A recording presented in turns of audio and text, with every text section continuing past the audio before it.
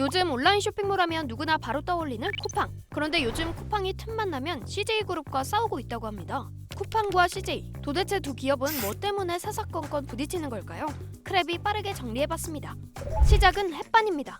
지난해 11월 CJ그룹의 대표적인 계열사 중 하나인 CJ제일제당과 쿠팡이 쾅 하고 충돌한 것인데요. 이 사건은 햇반 전쟁이라고 불릴 정도로 주목을 받았습니다. 내막을 살펴보면 제조사인 CJ제일제당이 유통사인 쿠팡에 상품을 얼마에 공급하느냐를 가지고 갈등이 생긴 건데요. CJ제일제당 측은 쿠팡이 너무 싼 값에 납품을 요구해서 거절했더니 쿠팡이 발주를 중단했다는 주장을 하고요. 쿠팡 측은 CJ제일제당이 먼저 약속된 공급 물량을 지키지 않았다고 얘기합니다. 결국 CJ제일제당과 쿠팡의 사이는 크게 틀어졌고 우리가 지금 쿠팡에서 햇반을 로켓 배송으로 주문할 수 없는 이유도 이 때문입니다. 어쨌든 이렇게 쿠팡과 CJ의 갈등이 일단락되나 했더니 올해 7월 2차전이 발발합니다.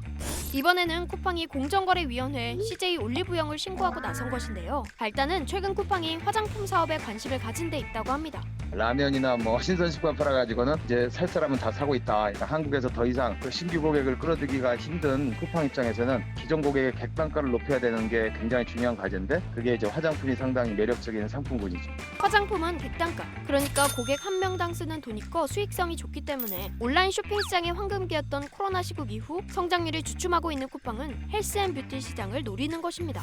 그래서 아까 말한 공정위 신고는 왜 한 거냐고요? 이유는 갑질. 2019년부터 지금까지 4년간 올리브영이 중소화장품 업체들을 압박해서 쿠팡에 납품하려는 것을 막았다는 겁니다. 이에 올리브영은 그런 바 없다며 부인했고요. 하지만 쿠팡은 갑질 정황 증거로 올리브영과 납품업체 간 계약서를 추가로 제출해 갈등 상황은 계속됐죠.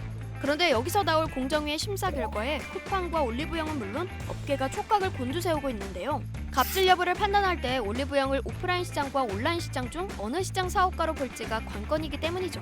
포인트는 뭐냐면 화장품이라고 하는 그런 분야에 오프라인만 따지면은 상당히 독점적인 그런 지위에 있는데 이커머스까지 따지면은 굉장히 빙산의 일각이랄까 뭐 아주 그냥 독점적이진 않다. 전체 온라인 오프라인을 경계를 없어 보면은 사실은 뭐 마켓쉐어가 상당히 낮아지기 때문에 과징금을 받더라도 약하게 받을 것이다 이렇게. 처음에는 오프라인 매장 위주였던 올리브영이지만 지금은 온라인에서도 열심히 물건을 팔고 있잖아요. 특히 쿠팡이 올리브영한테 갑질을 당하기 시작했다고 이야기하는 2019년부터는 올리브영도 온라인 판매에 적극적으로 나섰을 시기이거든요. 그런데 공정위가 올리브영이 갑질을 한 것이 맞다라고 결론을 내려준다면 올리브영과 쿠팡을 같은 시장 사업자로 봐준 거고 그럼 올리브영이 시장 점유율을 계산할 때 쿠팡과 같은 온라인 시장도 포함해야 한다는 거죠. 이렇게 되면 올리브영의 시장 점유율이 71%에서 12% 정도까지 떨어지기 때문에 과징금을 훨씬 적게 낼 수 있습니다. 공정거래법상 시장 점유율이 50%보다 높으면 더 많은 과징금을 내야 하기 때문이죠.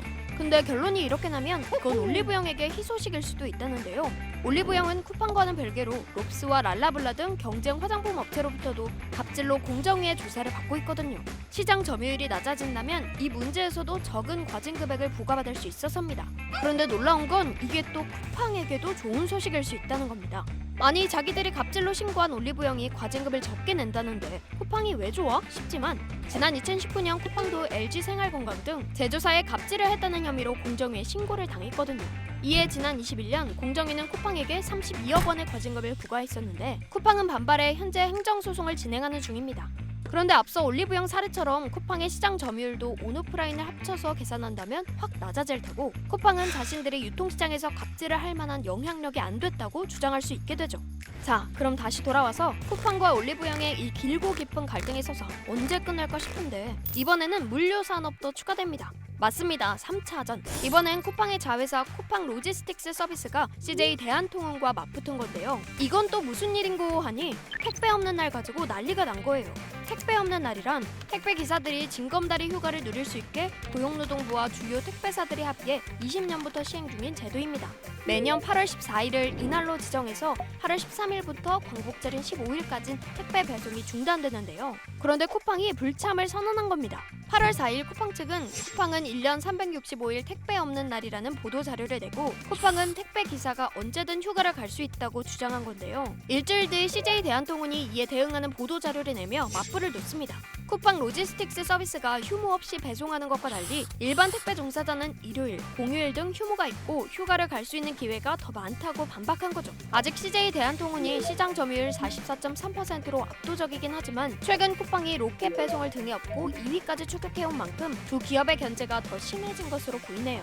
아유, 길다 길어. 이제 쿠팡이랑 CJ가 작년부터 지금까지 박터지게 싸우고 있는 건 알겠는데 그래서 소비자인 우리한테는 무슨 영향이 있을까 싶은데요. 제조 유통기업이 단합을 해서 가격을 더 높인다면 소비자는 손해잖아요. 독점 사업자는 항상 독점을 하면 가격을 올리고 그 다음에 이제 협력업체들을 더 쬐가지고 갑질을 해서 마진을 최대한으로 갖고 가려고 하는데 그게 피할 수 없는 독점, 그래서 독점을 우리가 막으려고 노력하는 거거든요. 독점 사업자는 항상 그런 이제 문제가 발생하기 때문에.